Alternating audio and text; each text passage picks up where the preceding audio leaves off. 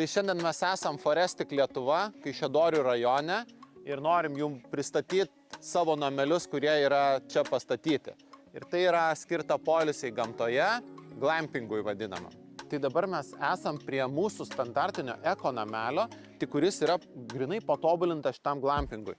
Tai kas yra patobulinta, tai jis šiek tiek yra išaukštintas dėl erdvės, todėl kad gulint, miegant ar tiesiog leidžiant laiką viduj, nori jausti visą tą lauko erdvę. Ir dar, kas yra padaryta, tai yra sudėti papildomi stiklai ir jų čia yra tikrai daug. Šito lango aukštis yra 3,5 metrai ir dar įdėti šoniniai langai. Tai todėl, miegant, gulint lovai, tu tiesiog jautiesi kaip lauke. Aplink tave supa vien stiklai. Tai tokį pasiūlymą mes padarėm šitam glampingui, grinai prisitaikant prie gamtos ir vaizdo aplink.